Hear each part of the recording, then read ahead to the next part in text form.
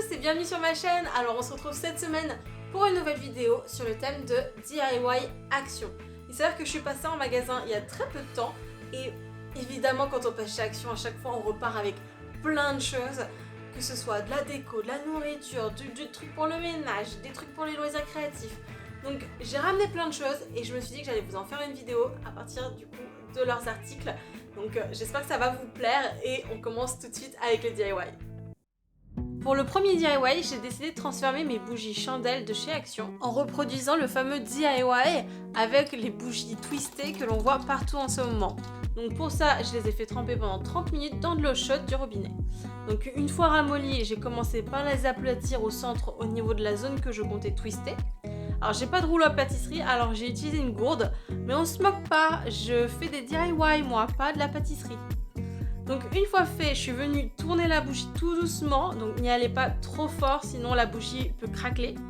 C'est ce qui s'est passé dans mon cas pour la deuxième, donc je pense que l'eau du robinet n'est peut-être pas assez chaude chez moi ou alors c'est peut-être les bougies. En tout cas j'ai pu difficilement twister beaucoup plus, donc contrairement à ce qu'on peut voir aujourd'hui en tendance, bon c'est comme ça, mais c'est vraiment pas grave parce que je les trouve très chic et élégantes comme ça. Et vu que j'en avais craqué une, donc j'ai essayé de réparer ça en utilisant un allume-feu pour ressouder les deux parties. C'est pas très convaincant, ça marche, mais ça fait quelques coulures sur les côtés, donc il vaut mieux rester prudent pour ne pas casser la bougie. Néanmoins, j'en ai eu fini pour ce premier DIY à la fois simple et chic.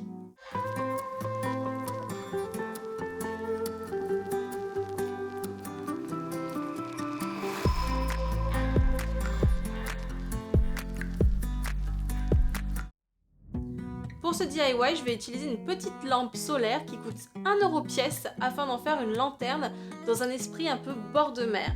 Donc j'ai récupéré chez moi un grand bocal de café soluble avec le bouchon en plastique. Donc ce dernier détail est assez important car on va venir créer un trou de la taille de la lampe, correspondant du coup à l'endroit où la lampe sera fixée. Donc pour ce faire avec une perceuse c'est vite fait, mais vu que j'en ai pas, j'ai percé petit à petit sur toute la bordure avant de venir retirer la plus grosse partie. Et vu que le contour n'était pas du tout propre, j'ai pris un économe pour éplucher ce qui dépassait et lisser tout ça. Donc j'ai ensuite peint le couvercle en noir. Vu que ma bombe était un peu vieille, j'ai dû finir au pinceau, mais si vous avez de la bombe, c'est plus confortable.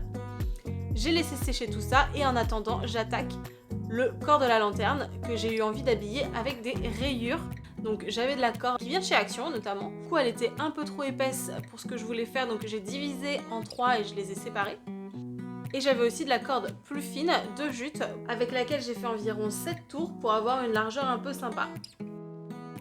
Donc j'ai collé tout ça avec de la colle chaude en faisant une alternance de corde épaisse et de corde fine. Donc comme d'hab, vous pouvez maintenir la corde avec une lame de ciseau pour ne pas vous faire mal et fixer la colle plus rapidement. Et j'ai coupé l'excédent quand il y en avait. L'avantage, c'est que c'est un motif super simple à réaliser. Néanmoins, vous faites vraiment comme bon vous semble et selon vos goûts. Entre temps, le couvercle a eu le temps de sécher et je viens y faire 2 petits trous de part et d'autre qui nous serviront à faire la poignée. Donc dans un premier temps, j'ai fait des attaches avec un fil de fer et j'ai noué la corde la plus épaisse qui correspond très bien avec cet esprit bord de mer que je voulais donner. Donc j'attaque maintenant la lampe, j'y fixe de la corde sur tout le tour de la partie basse. Donc quand je dis partie basse, je parle côté ampoule. Donc j'ai pris un tiers de corde parce que la corde complète était beaucoup trop épaisse aussi pour cette partie-là. Donc j'installe la lampe et l'intègre au couvercle et je termine en installant encore une fois un autre tiers de corde sur la partie haute et comme ça la lampe ne bouge plus. Donc voilà ce que ça donne quand on a intégré la lampe solaire. Donc comme vous pouvez voir, la lampe est bien bloquée que ce soit au-dessus et en dessous. En réinstallant le couvercle sur le bocal, je me suis rendu compte que les petites attaches en métal étaient un peu gênantes, alors je les ai retirées pour mettre tout simplement de la jute en corde et finalement c'est encore plus sympa parce qu'elles se fondent complètement et deviennent invisibles. Et voilà, le tour est joué.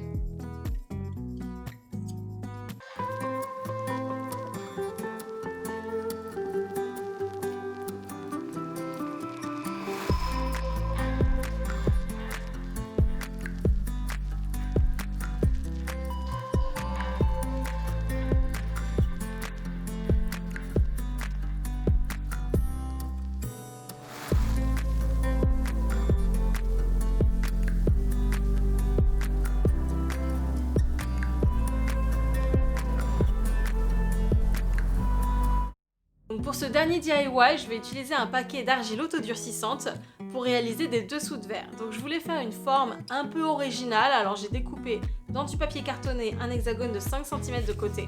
Donc c'est très simple à faire, donc vous pouvez le dessiner facilement à partir d'un cercle de 10 cm de diamètre et un compas. Ensuite j'ai travaillé ma pâte et je l'ai étalée pour qu'elle ait la même épaisseur partout, donc entre 6 et 8 mm pour ma part. Pas besoin que tout soit parfait, le but c'est vraiment que ce soit à peu près régulier. Et j'ai disposé mon patron sur la pâte afin d'enlever tout l'excédent. J'ai pu faire 4 dessous de verre, ce qui est parfait pour un petit set sympa. Et avec la boulette qui me restait, j'ai réalisé un porte-brosse à dents / porte-stylo comme on peut trouver par exemple à Muji. J'ai laissé sécher pendant 2 jours et quand c'était enfin sec, je suis passée à la phase de ponçage, donc au grain très fin, 180, en insistant sur les côtés qui étaient vraiment les parties les moins régulières, et j'ai fait de même pour le petit porte-brosse à dents. On vient ensuite la personnalisation, là c'est comme vous voulez, moi j'avais envie de couleurs acidulées, estivales, alors je me suis fait plaisir sur ça, et surtout j'ai fait des formes abstraites, mais ça j'avoue que c'est surtout parce que je dessine très mal. Donc j'ai peint mes 4 dessous de verre et j'ai laissé sécher. Pour le porte-brosse à dents, je l'ai laissé blanc car c'était ce dont j'avais envie sur le moment.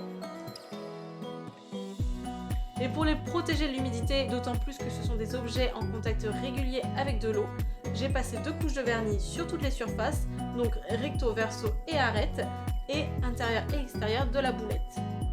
Avant de passer le vernis, pensez bien à dépoussiérer votre support et votre pinceau pour ne pas avoir de petites poussières collées dans le DIY. J'ai utilisé du vernis de chez Action, donc je vous le mets en barre d'infos. En tout cas, si vous avez du vernis en bombe, ça peut être une bonne alternative, le fini sera encore plus lisse. Et je finis en ajoutant pour les dessous de verre quelques patins et le tour est joué.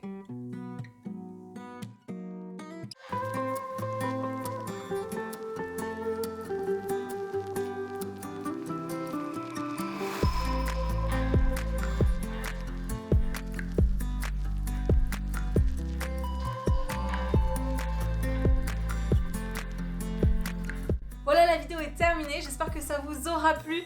On a fait quand même pas mal de petits DIY, je pense qu'il y a encore plein d'autres choses encore à explorer au magasin Action et c'est ça qui est vraiment génial.